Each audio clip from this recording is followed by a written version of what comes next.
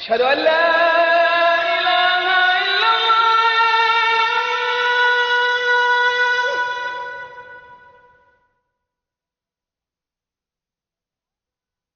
أشهد أن لا إله إلا الله.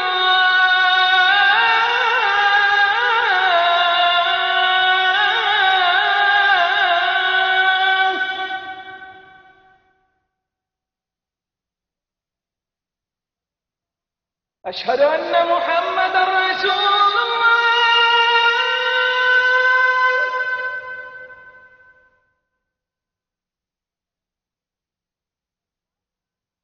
أشهد أن محمدا رسول الله.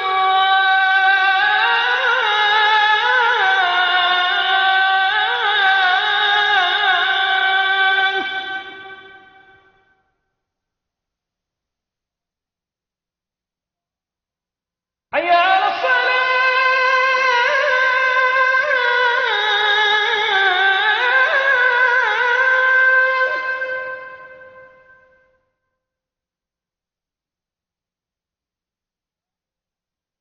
حي على الصلاة.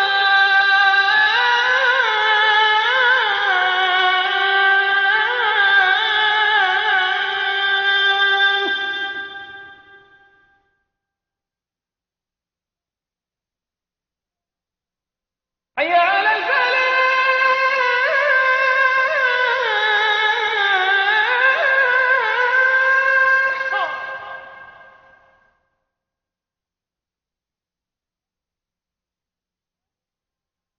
حي على الفلاح.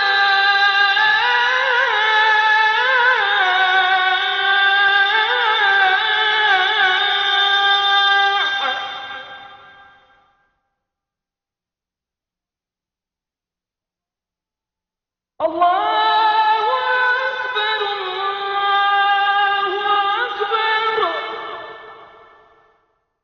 لا إله إلا الله.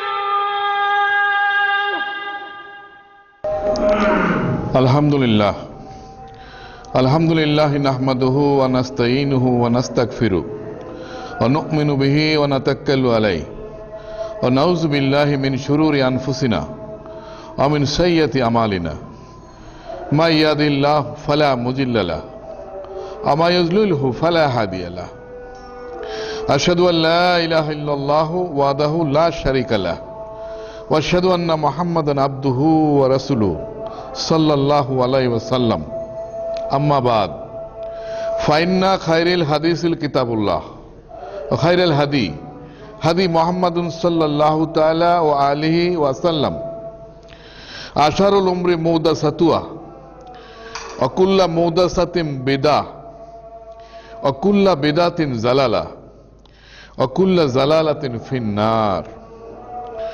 أعوذ بالله السميع العليم من الشيطان الرجيم. بسم الله الرحمن الرحيم. كاف والقرآن المجيد بل أجيبوا أن جاءهم منذر منهم فقال الكافرون هذا شيء عجيب أإذا متنا وكنا ترابا ذلك رجع بعيد. بسم الله الرحمن الرحيم. زعم الذين كفروا ألن يبعثوا البلاء ورب لتب السنة ثم لتنبؤن بما عملتم وذلك على الله يسير. সমস্ত প্রশংসা, সমস্ত তারিফ, সমস্ত গুণগান সেই মহান আল্লাহ রাব্বুল আলামিনের, যিনি একক, অদ্বিতীয়, স্বয়ংসম্পূর্ণ, অমুখাপেক্ষী, চিরঞ্জীব। তন্দ্রা বা নিদ্রা যাকে কখনোই স্পর্শ করে না, যার কুরসি আকাশ ও পৃথিবী পরিবেষ্টন করে আছে এবং এ দুয়ের রক্ষণাবেক্ষণ যাকে মোটেও ক্লান্ত করে না, তিনি সর্বোচ্চ এবং সর্বাপেক্ষা মহান। তিনি নিরাকারও নহেন, সর্বব্যাপী বিরাজিত নহেন। সমস্ত সৃষ্টি জগতের একমাত্র প্রতিপালক, আরশ মহল্লায় সমাসীন। দুরুদ ও সালাম বর্ষিত হোক সেই সুন্দর মানুষটির উপর, আজ থেকে প্রায় 1400 বছর আগে আল্লাহ রাব্বুল আলামিন যাকে পাঠিয়েছিলেন বর্তমান সৌদি আরবের মক্কা নগরীতে আল্লাহ পাকের দিন অর্থাৎ দিন আল ইসলামকে সঠিকভাবে মানুষের মাঝে পৌঁছে দেওয়ার জন্য, এবং যেই মানুষটি আল্লাহ পাকের অশেষ রহমতে আল্লাহ পাকের সেই দিন অর্থাৎ দিন আল ইসলামকে 100% সফল ও সঠিকভাবে মানুষের মাঝে পৌঁছে দিয়েছিলেন, সেই নবী, বিশ্ব নবী, এই পৃথিবীর শেষ নবী এবং রাসূল মুহাম্মদ বিন আব্দুল্লাহ সাল্লাল্লাহু আলাইহি সাল্লামের উপর দুরূদ ও সালাম বর্ষিত হোক। হযরত আদম আলাইহিস সালাতু ওয়াস সালাম থেকে শুরু করে হযরত মুহাম্মদ রাসূলুল্লাহ সাল্লাল্লাহু আলাইহি পর্যন্ত যত নবী এবং রাসূল এই পৃথিবীতে এসেছিলেন তাদের সবার উপর দুরূদ ও সালাম বর্ষিত হোক। নবী করিম সাল্লাল্লাহু আলাইহি সাল্লামের সমস্ত সাহাবী রাদিয়াল্লাহুর উপর, সমস্ত তাবেঈদের উপর, সমস্ত তাবেঈদের উপর, এবং কিয়ামত পর্যন্ত আল্লাহ পাকের যত বান্দা কোরআন ও সুন্নাহ অনুযায়ী জীবন যাপন করে আল্লাহ পাকের সন্তুষ্টি অর্জন করতে পারবেন তাদের সবার উপর।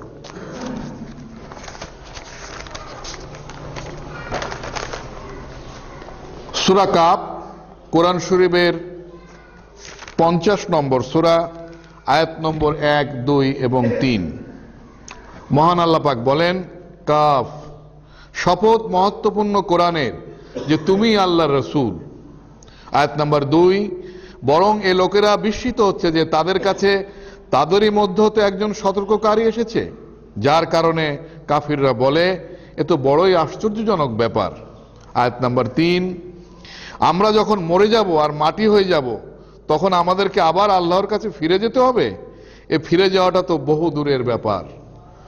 বিশ্ব নবী মুহাম্মদ রাসূলুল্লাহ সাল্লাল্লাহু আলাইহি সাল্লাম যে কুরাইশদের মধ্যে জন্ম নিয়েছিলেন, আপনারা জানেন যে তাদের সবাই এই নবীর উপরে ঈমান আনেনি, অর্থাৎ বিশ্ব নবী যে সত্যিকারের শেষ নবী এবং রাসূল এটা বলে তাকে স্বীকার করেনি। এই লোকগুলি এই রাসূল সাল্লাল্লাহু আলাইহি সাল্লামকে নিয়ে বিভিন্ন রকম ঠাট্টা এবং বিদ্রূপ করত। তাদের ধারণা ছিল যে রসুল বলতে কেউ আকাশ থেকে আসবে, কোনো ফেরেশতা আসবে, এ তো আমাদের গোত্রের মানুষ, সাধারণ মানুষ, এ নবী বা রসুল কেমন করে হলো। এই তাদেরই কিছু কথোপকথন আল্লাহ পাক এই আয়াতগুলিতে বলছেন, এবং এই লোকগুলি পুনরুত্থানের বিষয়টি নিয়েও তারা তাচ্ছিল্য করত, টিকাটিপ্পনি কাটত, টিটকেরি কাটত। এই লোকগুলির কথাই এই আয়াতগুলিতে আসছে, এবং এই আয়াতের জবাব দিচ্ছেন আল্লাহ পাক সূরা তাগাবুন কোরআন শরীফের 64 নম্বর সূরা 7 নম্বর আয়াত, যেটি আমরা দ্বিতীয় সূরা হিসাবে তেলাওয়াত করলাম। 7 নম্বর আয়াত তার বাংলা করলে যেটা দাঁড়ায়, আল্লাহ পাক ওই সকল লোক, ওই সকল কুরাইশ যারা পুনরুত্থান দিবসে বিশ্বাস করেনি এবং নবীর উপরে ঈমান আনেনি, তাদের জবাব দিতে যায় মহান আল্লাহ পাক বলছেন, কাফিররা ধারণা করে যে তাদেরকে কখনোই পুনরুত্থিত করা হবে না। আপনি বলুন, অবশ্যই উঠানো হবে। আমার রবের কসম, তোমাদেরকে অবশ্যই আবার জীবিত করে উঠানো হবে, অতঃপর তোমাদেরকে অবশ্যই জানিয়ে দেওয়া হবে তোমরা দুনিয়ায় কি কাজ করেছো। এ কাজ করা আল্লাহ পাকের জন্য খুবই সহজ। উপস্থিত মুমিন মুসলমান দিনী ভাই ও বোনেরা, আমাদের আলোচনা চলছিল কিয়ামত দিবস তথা পুনরুত্থান দিবস তথা প্রতিফল দিবস তথা বিচার দিবস, যে নামেই ডাকুন না কেন, কিয়ামতের প্রতি ঈমান তৌহিদ বা একত্ববাদেরই অংশ। কোরআন ও হাদিসে এ ব্যাপারে বরাবরই তাগিদ এসেছে, অথচ ইসলামের চিরদুশ্মনেরা আখিরাতকে বারবার অস্বীকার করেই চলেছে। সূরা জুমার কোরআন শরীফের 39 নম্বর সূরা, আয়াত নম্বর 68, 69 এবং 70 মহান আল্লাহ পাক কিয়ামতের বর্ণনা দিতে যায় বলছেন, আর যখন সিংহায় ফুৎকার দেয়া হবে তখন মূর্ছিত হয়ে পড়বে যারা আছে আকাশে আর যারা আছে জমিনে, তবে আল্লাহর ইচ্ছায় এর থেকে যে রেহাই পাবে তার কথা ভিন্ন। অথবা সিংহায় আবার ফুৎকার দেয়া হবে, তখন তারা উঠে দাঁড়িয়ে চাইতে থাকবে। বিষয়টি হলো, প্রথমবার যখন সিংহায় ফুৎকার দেওয়া হবে তখন আসমান এবং জমিনে যা কিছু আছে সবকিছুই ধ্বংস হয়ে যাবে। দ্বিতীয়বার যখন ফুৎকার দেওয়া হবে তখন যাদের জীবন ছিল, অর্থাৎ এতদিন যারা কবরের জীবনে ছিলেন, কবরের জীবন বলতে বোঝায় মৃত্যুর পর থেকে কিয়ামত পর্যন্ত যে জীবন, এই জীবনটাকে আলেমে বরজক বা কবরের জীবন বলে। এই জীবনে যারা ছিলেন দ্বিতীয়বার সিংহায় যখন ফুৎকার দেওয়া হবে তারা সবাই তখন নতুন করে জীবন পাবেন, নতুন করে দেহ পাবেন, অর্থাৎ পুনরুত্থিত হবেন, সবাই তখন উঠবেন। এবং আপনারা খেয়াল করবেন একটা জিনিস, আমরা যখন গভীর ঘুমে মগ্ন থাকি, ঘুম থেকে যখন আমরা উঠি প্রথমে কিন্তু আমরা চোখ খুলে চাই যে কোথায় আসলাম। ঠিক সেই ব্যাপারটাই আল্লাহ পাক বলছেন যে দ্বিতীয়বার সিংহায় যখন ফুৎকার দেওয়া হবে তখন তারা উঠে দাঁড়িয়ে চাইতে থাকবে, তাকাতে থাকবে যে কোথায় আসলাম, চোখ খুলে দেখতে থাকবে যে কি হলো ব্যাপারটা। আয়াত নম্বর 69, পৃথিবী তার প্রতিপালকের জ্যোতিতে ঝলমল করে উঠবে, আর আমল নামা সামনে আনা হবে, নবীগণ ও সাক্ষীগণকে উপস্থিত করা হবে, সকলের মাঝে ন্যায়পরায়ণতার সাথে বিচার করা হবে, তাদের প্রতি কোনো জুলুম করা হবে না। আল্লাহ পাক বলছেন সেদিন তিনি স্বয়ং কিয়ামতের মাঠে আল্লাহ পাক উপস্থিত থাকবেন এবং তার জ্যোতিতেই সেই যে নতুন পৃথিবী, কিয়ামতের যে মাঠ, সেই মাঠটা ঝলমল করে উঠবে। সেখানে সেই মাঠে নবী রাসূলগণ এবং সাক্ষীগণকে উপস্থিত করা হবে এবং সকলের মাঝে আল্লাহ পাক ওয়াদা দিচ্ছেন যে ন্যায়পরায়ণতার সাথে তিনি বিচার করবেন, কোনো জুলুম তিনি করবেন না। পৃথিবীতে বিচারের নামে যে প্রহসন হয়, এই প্রহসন আল্লাহ পাক করবেন না। আল্লাহ পাক যে সংবিধান নাজিল করেছেন, মহাগ্রন্থ আল কোরআন, এই কোরআনে আল্লাহ পাক যা যা বলেছেন ঠিক সেইভাবে আল্লাহ পাক সেদিন বিচার করবেন। সেই কথাটি আল্লাহ পাক বলছেন যে আমি কারো জুলুম করব না বিচারে, যা আমি ঘোষণা করছি হারাম হালাল যেভাবে তোমরা চলেছ আমি তারই বিচার করব। আয়াত নম্বর 70, প্রত্যেকের কাজের পূর্ণ প্রতিফল দেয়া হবে, লোকেরা যা করে তা তিনি খুব ভালোভাবেই জানেন। আমরা এই পৃথিবীতে যে কাজ করে গেলাম, যেটা আল্লাহ পাক অন্যায় বলেছেন, যেটাকে হারাম বলেছেন, সেটা করা আমাদের জন্য নিষেধ। আর যে কাজটি ভালো, আল্লাহ পাক সেই কাজ করার হুকুম দিয়েছেন। আমাদের দুই ঘাড়ে দুজন আছেন, এরা সব সময় লিখতেছেন। এই লেখা আমরা সেই মাঠে যে সেদিন আমাদের হাতেই দেওয়া হবে, আমরাই নিজ হাতে দেখতে পারবো যে এই পৃথিবীতে আমরা কি ভালো কাজ করেছিলাম, কি মন্দ কাজ করেছিলাম। আখেরাত, পুনরুত্থান বা কিয়ামতের প্রতি দৃঢ় বিশ্বাস মানুষের ঈমানকে মজবুত করে, সৎ কাজের প্রতি আগ্রহ বাড়ায়, অসৎ কাজ থেকে বেঁচে থাকার কৌশল তৈরি করে এবং ভয়ঙ্কর বিভীষিকাময় কিয়ামতের জন্য প্রস্তুত হওয়ার মন তৈরি হয়।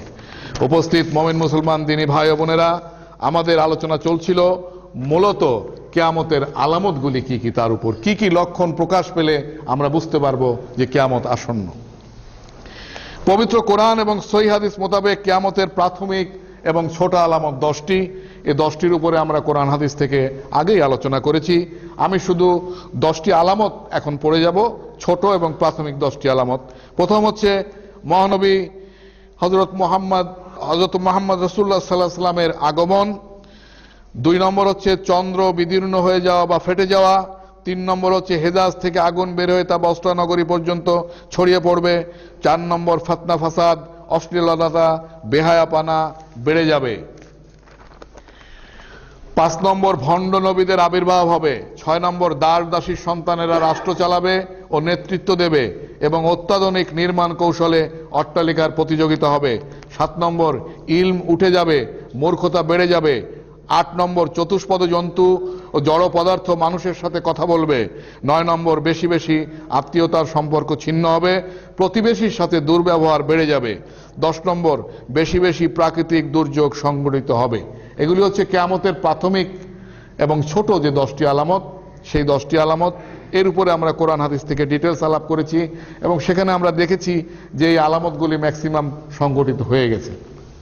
এরপর আমরা আসবো পবিত্র কোরআন এবং সহিহ হাদিস মোতাবেক কিয়ামতের চূড়ান্ত এবং বড় আলামত যে 10টি, সেই 10টি কি কি, এর উপরে আমাদের আলোচনা চলছিল। প্রথম, কিয়ামতের চূড়ান্ত এবং বড় আলামতের প্রথম আলামত ইমাম মাহদী আলাইহিস সালামের আগমন। দ্বিতীয় আলামত নবী ঈসা আলাইহিস সালামের অবতরণ। তৃতীয় আলামত দাজ্জালের আগমন ও তার ফিতনা।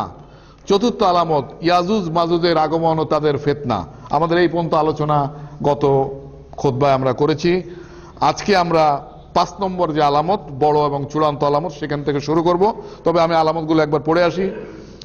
5 নম্বর আলামত পশ্চিম দিক থেকে সূর্য উঠবে।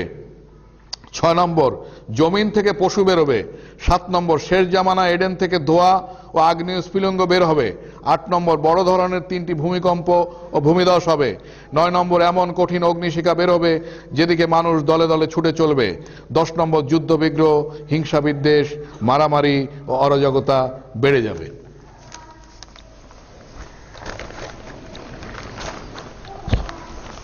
আমাদের কিয়ামতের চূড়ান্ত এবং বড় আলামত যে 10টি, সেই 10টির 4টি আলামত পর্যন্ত আমরা এসেছিলাম, ইয়াজুজ মাজুজের ফিতনা পর্যন্ত। এরপরে আমরা দেখলাম যে হযরত ইমাম মেহেদী আলাইহিস সালামের আগমন এবং হযরত ঈসা আলাইহিস সালামের অবতরণের পর এই দুনিয়ায় এই দাজ্জালের ফিতনা সংগঠিত হবে এবং তারপরে ইয়াজুজ মাজুজের ফিতনা সংগঠিত হবে এবং ভয়ঙ্কর এই ফিতনাগুলির থেকে আল্লাহ পাক আমাদের এই ইমাম মেহেদী আলাইহিস সালাম এবং হযরত ঈসা আলাইহিস সালামের দ্বারাই এই দুনিয়ার মানুষকে এই ফিতনা থেকে আল্লাহ পাক বের করে দিবেন এবং তারপরে একটি শান্তির যুগ প্রতিষ্ঠিত হবে।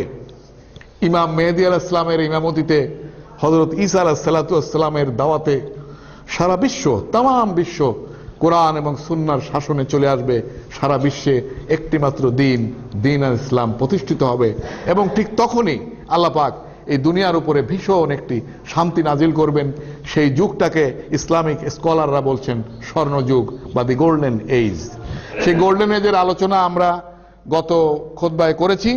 আজকে আমরা এই গোল্ডেন এজের পরে, এই সময়টার পরে, এই সময়ের ভিতরে, শান্তি আসার ভিতরেই কিন্তু ইমাম মেহেদী আলাইহিস সালাম ইন্তেকাল করবেন এবং মুসলিম উম্মাহ তার জানাজা আদায় করবে।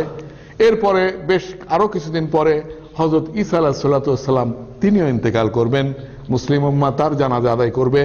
এবং সেখানে আমরা আরো আলোচনায় আসছিল যে মদিনা শরীফে হযরত মুহাম্মদ রাসূলুল্লাহ সাল্লাল্লাহু আলাইহি ওয়াসাল্লামের যে কবর, তার এক পাশে একটি জায়গা আছে, সেখানেই হযরত ঈসা আলাইহিস সালামকে শহীদ করা হবে। এবং এই দুইজন চলে যাওয়ার পরে এই স্বর্ণযুগ আবার আস্তে আস্তে ক্লোজ করবে। আস্তে আস্তে ধর্ম আবার অধর্ম হয়ে যাবে, মানুষ আবার বিক্ষিপ্ত হয়ে উঠবে, ক্ষুব্ধ হয়ে উঠবে, এই পৃথিবী আবার বিভিন্ন রকম ঝামেলায় ভরে যাবে। ঠিক তারপরেই কিন্তু কিয়ামত আসবে এবং তখনকার আলামত যেগুলি হবে সেইগুলির থেকে আমরা শুরু করলাম। অর্থাৎ স্বর্ণযুগ চলে গেছে, ইমাম মাহদী আলাইহিস সালামও চলে গেছেন, হযরত ঈসা আলাইহিস সালামও চলে গেছেন। এই পৃথিবী আবার সেই আগের অশান্তিতে ফিরে আসতেছে। সেরকম একটি সময় পশ্চিম দিক থেকে সূর্য উদয় হবে।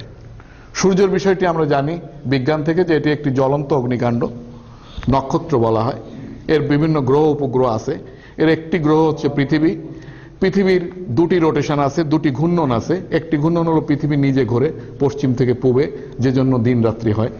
আরেকটি ঘূর্ণন হচ্ছে অন অ্যাক্সিস ঘোরে, কক্ষপথে ঘোরে। কক্ষপথে ঘোরার কারণে ঋতুর পরিবর্তন হয়, শীতকাল থেকে গ্রীষ্মকাল আসে। তো এই সূর্য চিরাচরিত যেদিন থেকে হয়ে আসছে সেদিন থেকে তো এই পূবেই উদয় হচ্ছে এবং পশ্চিমে অস্ত যাচ্ছে। কিন্তু কিয়ামতের আগে যে আল্লাহ পাক এই সূর্যকে সৃষ্টি করেছেন, তার ঘূর্ণন যে আল্লাহ পাক করে দিয়েছেন, সেই আল্লাহ পাকই সেই ঘূর্ণনকে পাল্টিয়ে দেবেন, উল্টো দিকে ঘুরাবেন সূর্যকে। তখন ঘটনাটা কি ঘটবে? তখন পূবের পরিবর্তে সূর্য পশ্চিমে উঠবে। সেই কথাটি বলা হচ্ছে যে পশ্চিম দিকে সূর্য উদয় হবে। সূরা আনাম, কোরআন শরীফের 6 নম্বর সূরা, আয়াত নম্বর 158।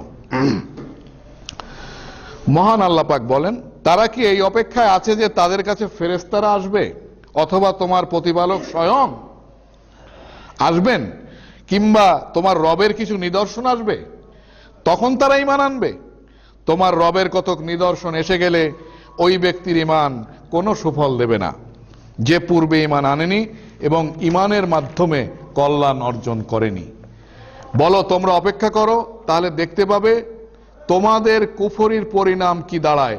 আমরা অপেক্ষায় থাকলাম তোমাদের পুরস্কার প্রাপ্তি ও তোমাদের পরিণতি দেখার জন্য। এই আয়াতের তাফসীরে মুফাসসিরগণ বলেন, এটা হবে যখন সূর্য পশ্চিমে উদয় হবে। এটি আপনারা পাবেন ডক্টর খলিলুর রহমান মাদানির কিয়ামতের আলামতের বরাতে তাবারি 8ম খণ্ড 103 নম্বর তফসিরে এই তফসিরটি পাবেন। বুখারী 7ম খণ্ড 191 নম্বর হাদিস, মুসলিম 1ম খণ্ড 138 নম্বর হাদিস। আবু হুরায়রা রাদিয়াল্লাহু আনহু হতে বর্ণিত, আল্লাহ রাসূল সাল্লাল্লাহু আলাইহি ওয়াসাল্লাম বলেন, বিশ্বনবী বলেন, ততক্ষণ পর্যন্ত কিয়ামত হবে না যতক্ষণ পর্যন্ত সূর্য পশ্চিম গগনে উদিত না হবে। আর মানুষ যখন সূর্য পশ্চিম গগনে উদিত হবে তখন সমস্ত মানুষ একযোগে ঈমান আনবে। তখন তাদের এই ঈমান আনা আর কোনো কাজে আসবে না যদি পূর্বে ঈমানদার না হয়ে থাকে। অর্থাৎ এই কিয়ামতের ঠিক আগে আগে সূর্য যখন পশ্চিম দিকে উঠবে তখন এটা দেখে মানুষ, যেহেতু হাদিস বলছে, কোরআন বলছে, একটা ভবিষ্যৎবাণী বিশ্বনবী মুহাম্মদ রাসূলুল্লাহ সাল্লাল্লাহু আলাইহি ওয়াসাল্লাম করে গেছেন, তার সাথে যখন মিলে যাবে ঘটনাগুলি তখন কিন্তু বেঈমানরাও ঈমান আনবে, যাদের ঈমান নাই তারাও বিশ্বাস করবে। কিন্তু আল্লাহ পাক বলছেন যে সেই সময় ঈমান আনলে তার ঈমান আনা আর কোনো কাজে আসবে না যদি এর আগে সে ঈমান এনে না থাকে। অন্য হাদিস মুসনাদে আহমদ 3 নম্বর খণ্ড 133 নম্বর হাদিস, বরাতে কিয়ামতের আলামত, ডক্টর খলিলুর রহমান মাদানী। সূর্য পশ্চিম আকাশে উদয় হওয়ার পর আর কোনো তওবা কবুল হবে না। পশ্চিম আকাশে সূর্য উঠলেই সমস্ত আমলের দরজা বন্ধ হয়ে যাবে। কিয়ামতের আগে ঘটনা ঘটবে, কিয়ামতের একেবারে কাছাকাছি সময়ে ঘটনা ঘটবে। চূড়ান্ত এবং বড় আলামতের ষষ্ঠ আলামত দাব্বাতুল আরদের আগমন। কিয়ামতের পূর্ব মুহূর্তে দাব্বাতুল আরদ বা জমিনে জন্তু বেরোবে।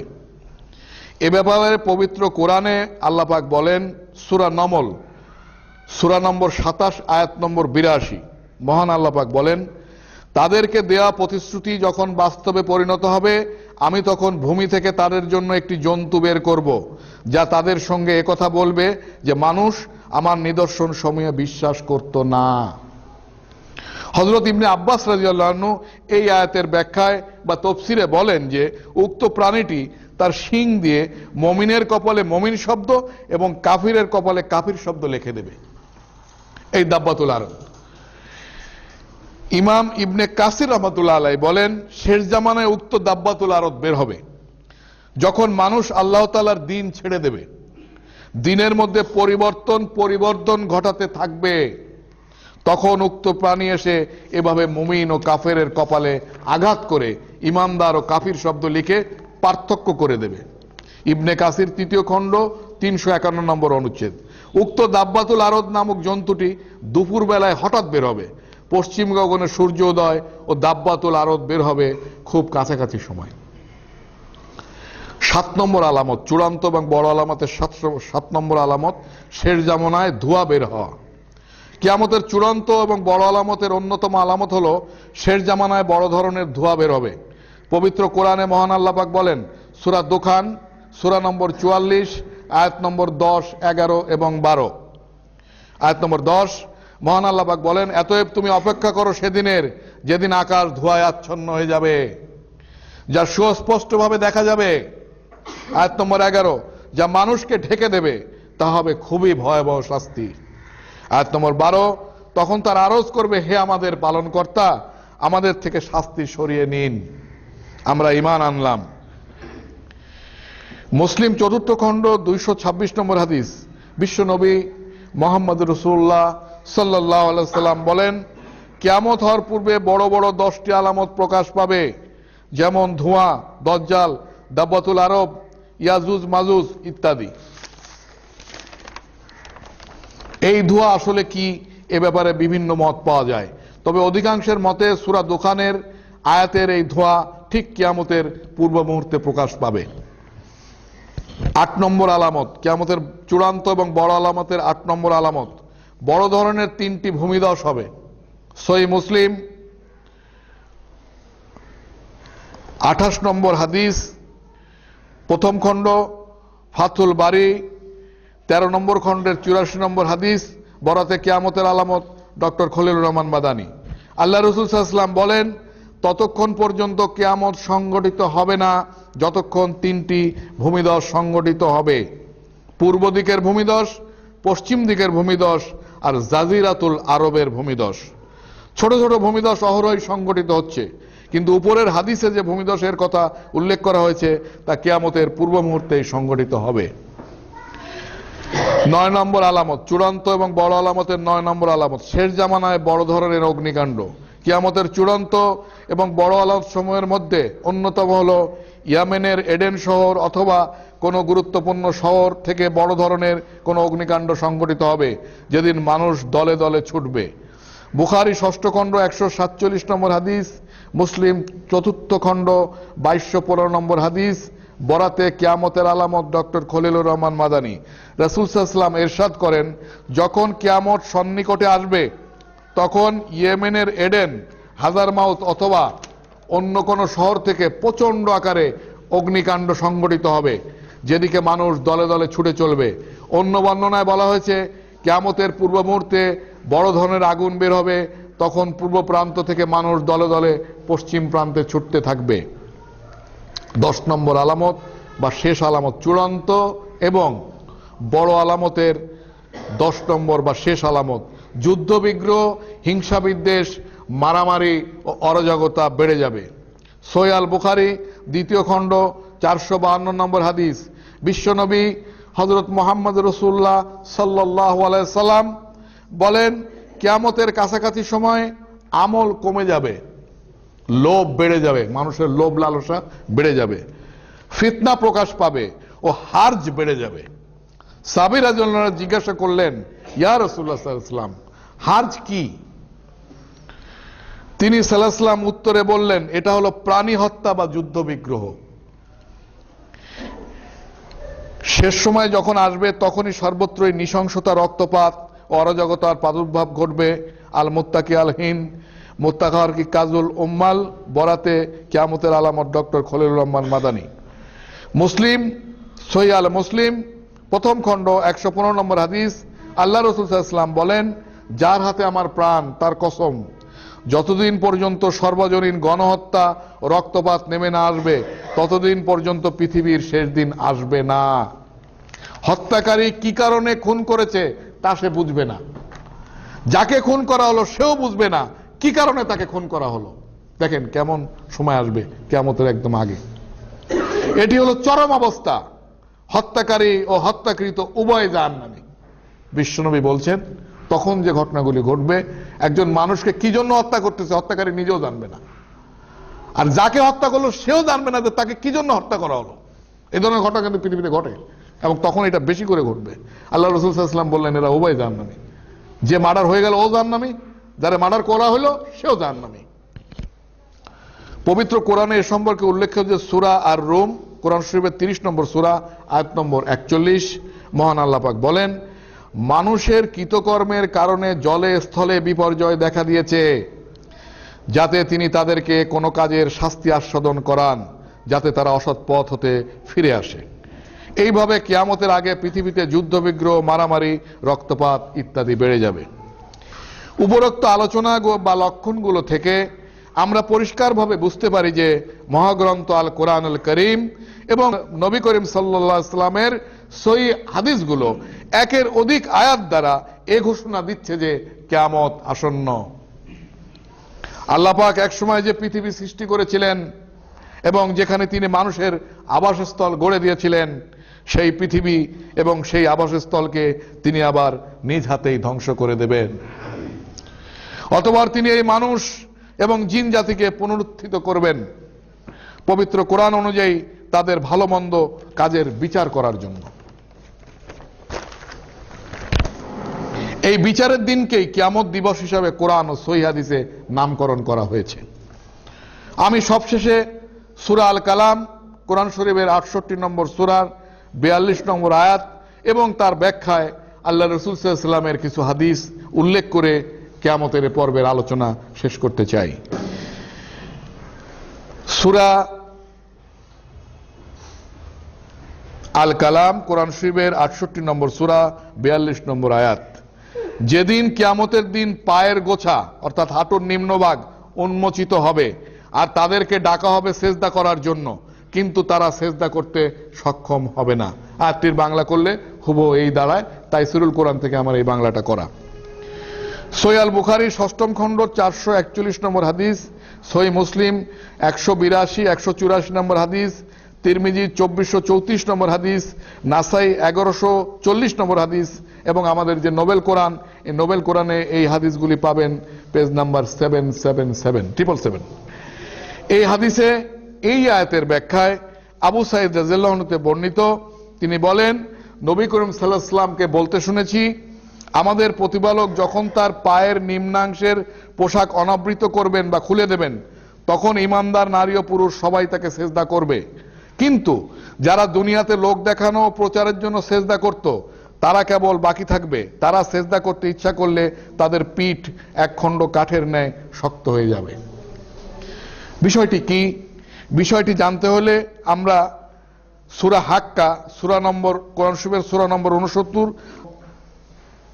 13, 14, 15, 16 এবং 17 এই আয়াতগুলি একটু তেলাওয়াত করব এবং এর ব্যাখ্যায় হাদিসগুলি দিয়ে আমরা এই পর্বের আলোচনা শেষ করব। আয়াত 13, অতঃপর যখন সিংহায় ফুৎকার দেওয়া হবে, মাত্র একটি ফুৎকার, মহান আল্লাহ পাক ঘোষণা করছেন সূরা হাক্কা কোরআন শরীফের 69 নম্বর সূরা আয়াত নম্বর 13। মহান আল্লাহ পাক বলেন, অতঃপর যখন সিংহায় ফুৎকার দেওয়া হবে, মাত্র একটি ফুৎকার, পৃথিবী তার পর্বতমালা উৎক্ষিপ্ত হবে আর একই আঘাতে তাদেরকে চূর্ণ বিচূর্ণ করে দেওয়া হবে। আয়াত নম্বর 15, সেদিন ঘটবে সেই সংগঠিতব্য মহা ঘটনা। আয়াত নম্বর 16, আকাশ হয়ে যাবে দীর্ণ বিদীর্ণ আর সেদিন তা হবে বাঁধনহারা বিক্ষিপ্ত। আয়াত নম্বর 17, ফেরেশতারা থাকবে আকাশের আশেপাশে, 8 জন ফেরেশতা সেদিন তোমার প্রতিপালকের আরশ নিজেদের ঊর্ধ্বে বহন করবে। এই আরশে করেই মহান আল্লাহ পাক কিয়ামতের মাঠে এসে নামবেন। অর্থাৎ ধ্বংসলীলা যখন শুরু হবে, সব যখন ধ্বংস হতে থাকবে, এই ধ্বংসের সময় আল্লাহ পাকের যে আরশে আল্লাহ পাক সমাসীন, আমরা খুতবার শুরুতেই বলি যে তিনি আরশে সমাসীন, সে আরশ 8 জন ফেরেশতা বহন করবেন এবং এই আরশ করে আল্লাহ পাক কিয়ামতের মাঠে এসে নামবেন। এই মাঠেই পূর্ব থেকে সকল মানুষ এবং জিন ফেরেশতারা উপস্থিত থাকবে। মহান আল্লাহ পাক তার কদম মোবারকের হাঁটুর নিম্নাংশের পর্দা খুলে দেবেন এবং সবাইকে আহ্বান করবেন সেজদা করার জন্য। ইমানদার নারী ও পুরুষরা সবাই আল্লাহ পাককে সেজদা করবে। কিন্তু যে সকল মানুষ পৃথিবীতে আল্লাহকে বিশ্বাস করেনি বা পরকালের প্রতি যাদের বিশ্বাস ছিল না, অথবা যে সকল মানুষ আল্লাহ পাককে লোক দেখানোর জন্য পৃথিবীতে সেজদা করত, অর্থাৎ রিয়া করত, তারা সেজদা করতে ইচ্ছা করলে তাদের মেরুদণ্ডের হাড্ডি একটি শক্ত হাড্ডিতে রূপান্তরিত হবে, যে কারণে তাদের ইচ্ছা থাকা সত্ত্বেও মহান আল্লাহ পাককে সেজদা করতে পারবে না। কিয়ামতের মাঠ পরিষ্কার 2 ভাগে ভাগ হয়ে যাবে, একদল সেজদা পাবে আর এক দল পাবে না। আজকে এখানে শেষ করলাম, আগামীতে ইনশাআল্লাহ তাআলা এই অধ্যায়ের শেষ করব ইনশাআল্লাহ।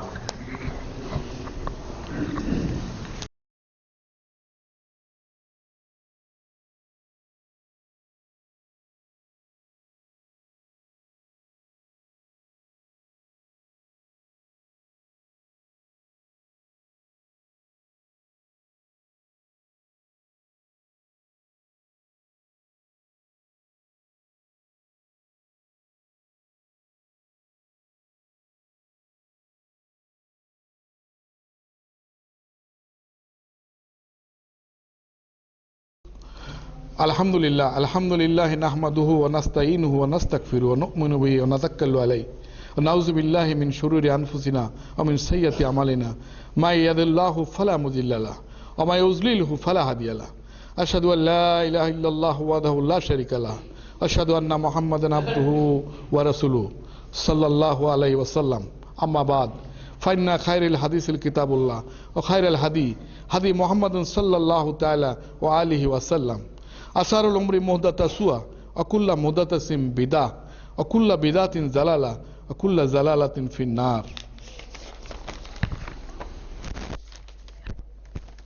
মাকানা মুহাম্মাদান আবা আদমের রিজালিকুম আলা ফি রাসূলুল্লাহ ওয়া খাতিমুন নবিয়্যিন ওয়া কানা আল্লাহু বিকুল্লি শাইইন আলিম।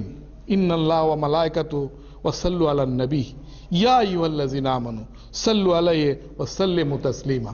আল্লাহুম্মা সাল্লি আলা মুহাম্মাদ ওয়ালা আলি মুহাম্মদ কামা সাল্লাইতা আলা ইব্রাহিম ওয়ালা আলি ইব্রাহিম ইন্নাকা হামিদুম মাজিদ। আল্লাহুম্মা বারিক আলা মুহাম্মদ ওয়ালা আলি মুহাম্মদ কামা বারাকতা আলা ইব্রাহিম ওয়ালা আলি ইব্রাহিম ইন্নাকা হামিদুম মাজিদ। আল্লাহ পাক এই পবিত্র জুম্মার দিনে এই খালেশপুর আলে হাদিস জামে মসজিদে আমরা যারা জুম্মার সালাত আদায় করতে এসেছি, আল্লাহ পাক আমাদের সকলেরই বিভিন্ন প্রকার গুনাহ রয়েছে। আল্লাহ পাক আমাদের সকলের সম্মিলিত গুনাহ কখনোই আপনার ক্ষমার সীমাকে অতিক্রম করতে পারে না। পৃথিবীর সমস্ত মুসলমানের সম্মিলিত গুনাহ তার চেয়ে আল্লাহ পাকের ক্ষমার পরিধি, ক্ষমার সীমা অনেক বড়। আল্লাহ পাক নিশ্চয়ই আপনি ক্ষমাশীল, নিশ্চয়ই আপনি দয়ালু, আল্লাহ পাক নিশ্চয়ই আপনি রহমান, নিশ্চয়ই আপনি রহিম। অতএব আমরা যারা আজকে এই সালাতের উদ্দেশ্যে এই মসজিদে উপস্থিত হয়েছি, আল্লাহ পাক আপনি আমাদের সবাইকে, আমাদের আগের, পরের, ডাইনের, বায়ের, উপরের, নিচের সমস্ত গুনাহ আজ আপনি মাফ করে দিন। আল্লাহ পাক আমাদের মধ্যে যারা অসুস্থ রয়েছে, আমাদের আব্দুল আজিজ ভাই, উনি স্ট্রোক করছে, এই মসজিদের মুসল্লি নামাজ পড়তেন।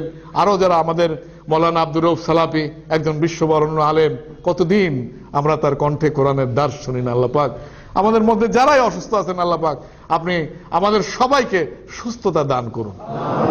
আল্লাহ পাক আমাদের আত্মীয় স্বজন, মা বাপ, ভাই বোন, শ্বশুর শাশুড়ি যারা ইন্তেকাল করেছেন, তারা অনেকে সহি দাওয়াত তাদের কাছে পৌঁছানি। আল্লাহ পাক এখন মিডিয়ার জগতে কোরআন হাদিস যে জায়গায় চলে গেছে, আমরা একটা টিপ দিলেই সমস্ত কোরআনের বাণী, হাদিসগুলি, রাসূল সাল্লাল্লাহু আলাইহি ওয়াসাল্লাম হাদিসগুলি আমাদের সামনে চলে আসে। আগে নিশ্চয়ই মিডিয়ার এত বড় অবস্থা ছিল না।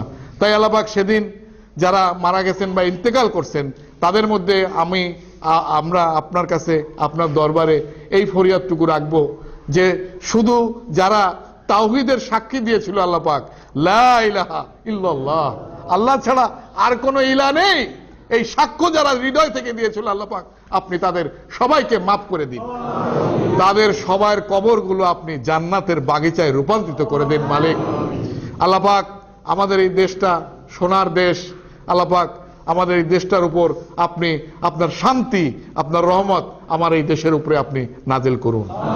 আল্লাহ পাক পৃথিবীর আনাচে কানাচে যত মুসলমান আছে, সমস্ত মুসলমান আমরা সবাই, আমাদের কার কি অসুবিধা আছে, হে আলিমুল গায়েব, আপনি আমাদের চেয়ে ভালো করে জানেন যে আমরা কে কোন অসুবিধা আছি। আল্লাহ পাক আমাদের ব্যবসা বাণিজ্য, শিক্ষা দীক্ষা, চাকরি বাকরি সব কিছুতে সারা বিশ্বের সকল মুসলমানের উপর আপনার রহমত আপনি দান করুন। আল্লাহ পাক কিয়ামতের মাঠ, যেই মাঠে আপনার আরশের ছায়া ছাড়া আর কোনো ছায়া থাকবে না মালিক, সেদিন আমাদের কি অবস্থা হবে আমরা জানি না। আজ আল্লাহ পাক বেঁচে আছি, সালাত আদায় করতে পারছি, তাই এই দরবার থেকে আপনার দরবারে ফরিয়াদ করি, আল্লাহ পাক সেদিন আজ আপনি আমাদের মাফ করে দেন মালিক। সেদিন আপনার পুলসিরাত আপনি আমাদের পার করায় নিয়েন মাল্লাবাদ। সেদিন আপনার জাহান্নাম থেকে আপনি আমাদের আশ্রয় দিয়েন মালিক। আপনি সেদিন আপনার যে জান্নাত, যা আপনি যারা নেক কাজ করবে তাদের দান করবেন, সেই জান্নাতের জন্য আমাদের প্রার্থনা রইল মালিক। আপনি আমাদের মুসলমানদের আপনি সেই জান্নাত আপনি দান করেন। ফাসকুরুনি আশকুরুকুম ওয়াশকুরুনি ওয়ালা তাকফুরুন। কুমুস সালাহ, সালাতের জন্য